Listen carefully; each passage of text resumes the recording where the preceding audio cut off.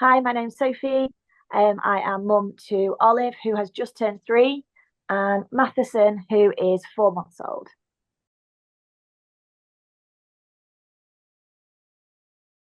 When we had our 20-week scan with Olive, we were told that she had a slight problem, well, the baby had a slight problem with their kidneys, and that they couldn't see her heart clearly. So they asked us to come back the following day for a specific cardiac scan. And during that scan, they told us the baby had quite a serious problem with the heart. Um, yeah, and we were then advised to go to fetal medicine to find out why the baby had these kind of multiple health complications. So we were sent away with this news of the heart and then called back about 2 hours later to see fetal medicine.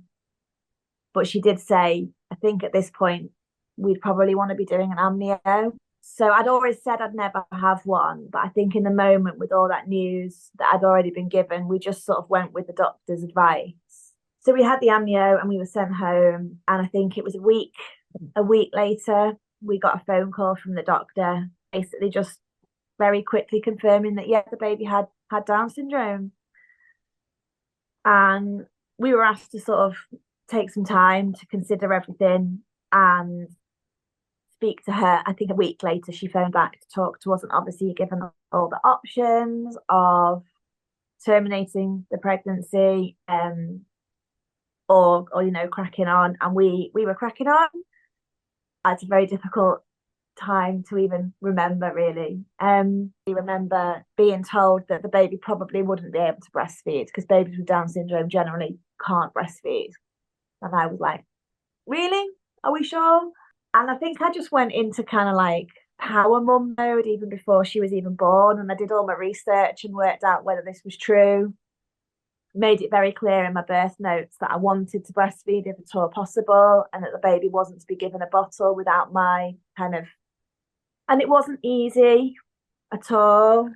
She was taken to the NICU very shortly after being born because she stopped breathing, and she had to have a lot of testing and things done in the NICU.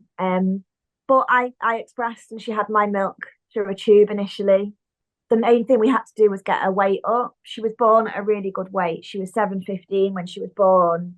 But they wanted her as big as possible before they could operate on her. So I did start expressing and giving her kind of like a top up bottle as well as breastfeeding her. Because she would tire so easily. Olive was basically asleep all the time. And I've only really realised how much she slept since I've had another baby. And yeah, bang on 12 weeks, Olive had open heart surgery. She went into PICU because she wasn't classed as neonate. So she went into the paediatric intensive care for 4 days, and then into high dependency for 2. So again, I just constantly expressed. I think she only ever had my milk in those days because I'd also built up a really nice freezer stash, so she had plenty of milk. And then by the time we got onto the main ward, we were back together and we could start working on feeding again, which she did. She did do and didn't stop. Children with Down syndrome generally having low muscle tone. They don't always know if they have literally the tongue and the muscle in the mouth to be able to express that milk out of the breast. And also with her heart condition, she would tire incredibly easily. So again, she would just fall asleep. She would have like a little tiny bit and then fall asleep. So it was getting that volume in. I'd already come to the conclusion that there was no reason why I wouldn't be able to express and give it to her. But when we got moved onto, again, she came out of the NICU and we got put onto a ward that's called the transitional ward, which meant we were back together, but we had kind of nurse and midwife support with us all the time. She was still on the phototherapy lights for jaundice and still had some help with her oxygen and things at this point. And as soon as we got onto that ward, a nurse just came to me and was like, right, do you want to try feeding, mum? Let's see what we can do. And did that thing that kind of slightly, probably, no, a lot of people, she moved me and moved the baby and kind of got us into a position where she was feeding really nicely. And it was like, whoa, okay, this is amazing. But she did continue to struggle, and I ended up, another nurse suggested maybe I tried a nipple shield to see if that would help. And I think that just really helped. Olive didn't then have to work quite as hard on the breasts. It's just a case of everything kind of worked out for us. But I hated that I'd already been told the baby wouldn't be able to breastfeed. I hated it. It felt really archaic now, where we give people with Down syndrome a real chance at independence and work and things. Like, are we actually still ruling babies out before they're even born? Exclusively breastfed till she was about 13 months. She kind of self-weaned, my Olive, because I went back to work. And with me going back to work and working away for a couple of nights at a time, I think when I came home, she was just like, oh, I might like this bottle actually. I'm sort of done. So then we just gradually moved her on to norm, like cow's milk. And yeah, there was no weaning issue with Olive at all. She just kind of made her own mind up, which is just like her. Again, Matty was born at a really, really good weight and continued to gain weight really well. But I experienced a huge amount of pain. Things like tongue tie and everything got ruled out by my health visitor and everyone. And I think because Matty was gaining weight so well, they were never concerned. And I was literally in tears every single day.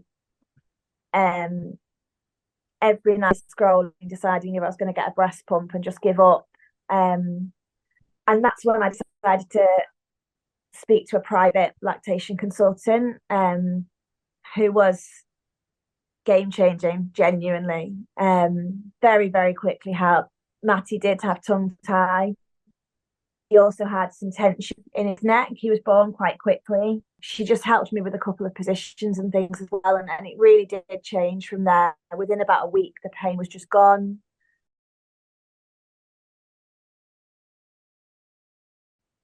They basically don't have anywhere to put you. If you're not going onto the maternity ward with your baby, there isn't really anywhere that you belong in that moment.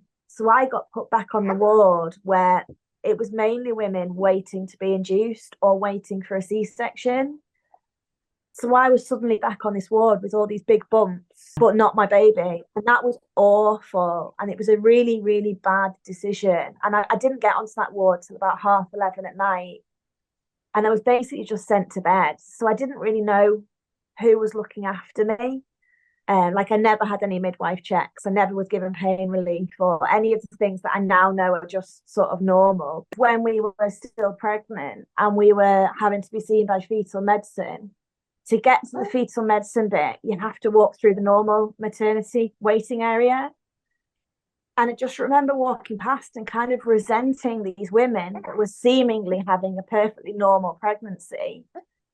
And I was having to go for all these tests and my baby was really poorly. And that is the same bit where someone's potentially just been told they've lost to walk past all these bumps and all these women. And it just feels so, so wrong.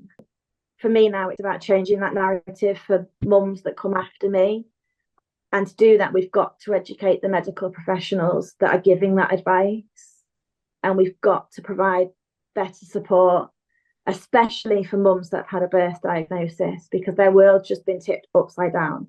I think it's about making sure that woman's been given her options rather than just told a fact that isn't true as well. So Olive did have some formula milk while she was in the NICU, but she could have had donor milk. And no one ever spoke to me about things like that. Why aren't we giving women more options? When things are hard, that's where we should be giving the most support. I was just completely ignored. I was completely abandoned in a great big hospital. And even the best will in the world, everybody only really cares about the baby. They don't really need to check in on you. And by that, I mean like friends and family. It was all about Olive. And no one really went, how are you? Are you all right?